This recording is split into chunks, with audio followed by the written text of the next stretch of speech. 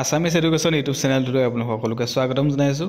D farm আৰু B ফাৰ্মৰ নামভৰ্তিৰ বাবে অনলাইন আবেদন অহা 14 মে'ৰ পৰা আৰম্ভ হ'ব আৰু যোনখিনি ইচ্ছুক প্ৰাৰ্থী আছে তেওঁলোকে 29 মে'ৰ ভিতৰত প্ৰৱেশ পৰীক্ষাৰ বাবে অনলাইন আবেদন দাখিল কৰিব লাগিব।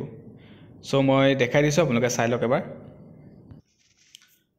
অৰ্হতা লাগিব দ্বাদশ শ্ৰেণী উত্তীৰ্ণ হ'লে আপোনালোকে আবেদন কৰিব পাৰিব, 10+2 হায়াৰ ছেকেণ্ডেৰী পাছ কৰা হ'লে। কোৰ্সটোৰ নাম গম পাইছে, ডি ফাৰ্ম আৰু বি ফাৰ্মৰ কাৰণে। সকলোকে ভিডিঅ'টো শ্বেয়াৰ কৰি দিব যাতে সকলোৱে আবেদন কৰি ল'ব পাৰে। নেম অফ দ্য বৰ্ড হৈছে Srimanta Sankardev University of Health Science, চমুকে SSUHS শ্বৰ্ট ফৰ্মত কৈছে, ঠিক আছে। একাডেমিক ছেশ্যন হৈছে 2024। এক্সাম ডেট 23 জুন 2024, ছানডে হ'ব এক্সাম। 23 জুনত হ'ব। আৰু এক্সামিনেশ্যন চেণ্টাৰ যদি চাই আপোনালোকে ক'ত ক'ত বাচিব পাৰিব, গুৱাহাটী, ডিব্ৰুগড়, শিলচৰ, যোৰহাট, বৰপেটা, তেজপুৰ, ডিফু, লখিমপুৰ, ধুবুৰী আৰু কোকৰাঝাৰ, এইকেইটা ডিষ্ট্ৰিক্টত আপোনালোকে এক্সাম হ'ব, ঠিক আছে, ডি ফাৰ্ম আৰু বি ফাৰ্মৰ। এতিয়া কৈছোঁ এলিজিবিলিটি ক্ৰাইটেৰিয়া কি কি লাগিব ডি ফাৰ্ম আৰু বি ফাৰ্ম দুয়োটাৰ কাৰণে। এডুকেশ্যন কোৱালিফিকেশ্যন আপোনালোকে গম পাইছে, 10+2।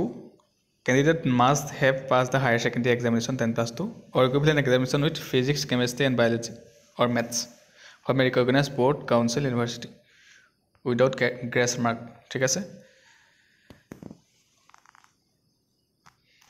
এতিয়া কৈছোঁ এজ লিমিটটো, candidate must be a minimum of 17 years on 31st December 2024 of the year in which admission is sought. এতিয়া কৈছোঁ এপ্লিকেশ্যন ফিজ কিমান দিব লাগিব। এপ্লিকেশ্যন ফিজ দিব লাগিব যোনখিনি জেনেৰেল কেণ্ডিডেট হয় তেওঁলোকে দিব লাগিব 1500 ৰুপিজ, 1500 টকা দিব লাগিব। আৰু যোনখিনি SC, ST, EWS, OBC, NCL বা MOBC হয় তেওঁলোকে দিব লাগিব 1200 ৰুপিজ, মানে 1200 টকা দিব লাগিব। আৰু এইটো নন ৰিফাণ্ডেবল হয়, আপোনালোকক কেতিয়াও ঘূৰাই নিদিয়ে। পাছ কৰা বা ফেইল কৰা আপোনাৰ সেইবোৰ কথা নাই।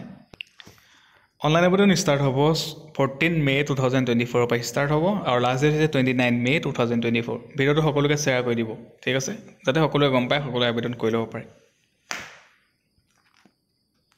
এডমিট কাৰ্ড মুকলি হ'ব 15 জুন 2024 মুকলি হ'ব আৰু এক্সামটো হ'ব 23 জুন 2024, 23 তাৰিখে হ'ব, 23 জুনত হ'ব এক্সামটো। অনলাইন আবেদনৰ লিংকটো যেতিয়া এক্টিভ হ'ব তেতিয়া মই আপোনালোকক জনাই দিম, আপোনালোকে অনলাইন আবেদন কৰি ল'ব পাৰিব। আৰু এনেও গম পাবই অনলাইন আবেদনৰ লিংকটো চাই থাকিব, যোনদিনাখন এই 14 তাৰিখৰ পৰা অনলাইন আবেদন মুকলি হৈ যাব, অনলাইন আবেদন কৰি ল'ব পাৰিব। আৰু এই এণ্ট্ৰেঞ্চ এক্সামটো টোটেল মাৰ্কছ থাকিব 100 মাৰ্কছৰ কুৱেশ্যন থাকিব, ঠিক আছে, 100 মাৰ্কছ থাকিব। 25 মাৰ্কছ ইজ ছাবজেক্ট, প্ৰত্যেকটো ছাবজেক্টৰ পৰা 25 মাৰ্ককৈ থাকিব। টোটেল কুৱেশ্যন থাকিব 100টা কুৱেশ্যন থাকিব। আৰু চাই লওক কোনকেইটা ছাবজেক্টৰ পৰা কিমান আহিব। ফিজিক্সৰ পৰা আহিব 25 মাৰ্কছ আহিব, তাৰপিছত কেমেষ্ট্ৰিৰ পৰা 25, বায়'লজিৰ পৰা 25 আৰু ইংলিছৰ পৰা 25, টোটেল 100 মাৰ্কছ থাকিব।